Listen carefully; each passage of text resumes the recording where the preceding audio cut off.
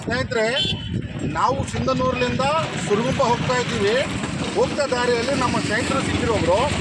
ಇವರಿಗೆ ನಾನು ಕೇಳಿದೆ, ಏನಪ್ಪ ನೀವು ಇದು ಸಿದ್ದರಾಮಯ್ಯ, DKC, ಆಮೇಲೆ ನಿಮ್ಮ ಸುರಪುರ MLA ಸೋನಿಯಾ ಗಾಂಧಿ, ಮಲ್ಲಿಕಾರ್ಜುನ್ ಖರ್ಗೆ ಇವ್ರದ್ದೆಲ್ಲ ಫೋಟೋಗಳು ಹಾಕೊಂಡು ನೀವು ಎಲ್ಲಿ ಹೋಗ್ತಾ ಇದ್ದೀರ ಅಂತ ಕೇಳಿದರೆ, ನನಗೆ ಇವ್ರು ಸ್ನೇಹಿತರು ಹೇಳಿದರು, ಇಲ್ಲ ನಾನು DK ಶಿವಕುಮಾರ್ ಅವರಿಗೆ ಭೇಟಿಯಾಗಿ ಹೋಗ್ತಾ ಇದ್ದೀನಿ. ಸುರಪುರದಿಂದ ನಾನು ಬೆಂಗಳೂರಿಗೆ ಪಾದಯಾತ್ರೆ ಮಾಡ್ತಾ ಇದ್ದೀನಿ. ಈ ಪಾದಯಾತ್ರೆ ಯಾವ ಮೂಲಕ ಅಂತಂದರೆ, ಏನು ಉದ್ದೇಶ ಅಂತಂದರೆ, ನಾನು DK ಶಿವಕುಮಾರ್ ಅವರು ಮುಖ್ಯಮಂತ್ರಿ ಆಗಬೇಕಂತ ನನ್ನ ಆಸೆ ಇತ್ತು. ಆ ಆಸೆ ಆಸೆಯನ್ನು ಪೂರ ಆಗಿದೆ. ಅದಕ್ಕೆ ನಾನು ಈಗ ಪಾದಯಾತ್ರೆ ಮಾಡ್ತಾಯಿದ್ದೀನಿ.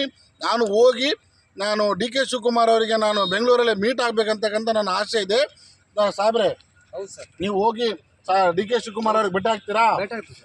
ಸಾಹೇಬ್ರೆ, DK ಶಿವಕುಮಾರ್ ಅವರೇ ಈ ರಾಜ್ಯದ ಮುಖ್ಯಮಂತ್ರಿ. ಈಗ ತಮ್ಮನೆ ನಾವು ಕಳಕಳಿಯಾಗಿ ನಾವು ವಿನಂತಿ ಮಾಡ್ತೀವಿ, ಇವರು ಎಷ್ಟು ಜಲ್ದಿ ಬರ್ತಾರೆ ನಾವು ಅವರಿಗೊಂದು ಅವಕಾಶ ಕೊಟ್ಟು ಇವರಿಗೆ ಮೀಟ್ ಆಗಬೇಕಂತಕ್ಕಂಥ ನಾವೊಂದು ನಿಮ್ಮಲ್ಲಿ ಒಂದು ವಿನಂತಿ ಇಡ್ತೀವಿ.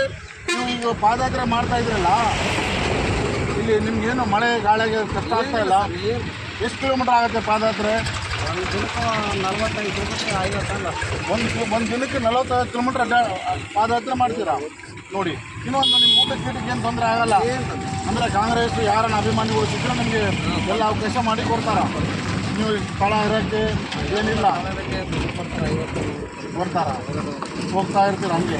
ಸ್ನೇಹಿತರೆ, ಆದಷ್ಟು ತಾವು ಕೂಡ ಮುಂದಿನ ಬರ್ತಕ್ಕಂಥ ಬಳ್ಳಾರಿ, ಚಳ್ಳಕೆರೆ ಮತ್ತು ಹಿರಿಯೂರು, ಆಮೇಲೆ ತುಮಕೂರು, ಆಮೇಲೆ ಈ ಕಡೆ ಎಲ್ಲ ಏನೇನು ಈ ನಮ್ಮ ಸುರಗುಂಪ ಭಾಗದಿಂದ ಏನು ಬರ್ತಿದ್ದಲ್ಲ, ತಾವು ಕೂಡ ಇವರಿಗೆ ಮೀಟ್ ಆಗಿರಿ. ತಾವು ಆದಷ್ಟು ಕೂಡ ಇವರಿಗೆ ಬೆಂಬಲ ಕೊಡಿ.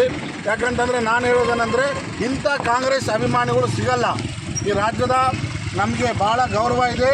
ಈ ರಾಜ್ಯದ ಮುಖ್ಯಮಂತ್ರಿ ಬಗ್ಗೆ ನಮಗೆ ಗೌರವ ಇದೆ.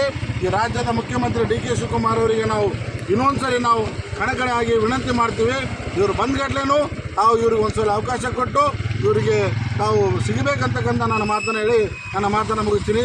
ನನ್ನ ಹೆಸರು SK ಶಬೀರ್ ಅಂತೇಳಿ, ಸಿಂಧನೂರು. ಆಯ್ತು ಸರ್, ನೋಡಿ ಸರ್.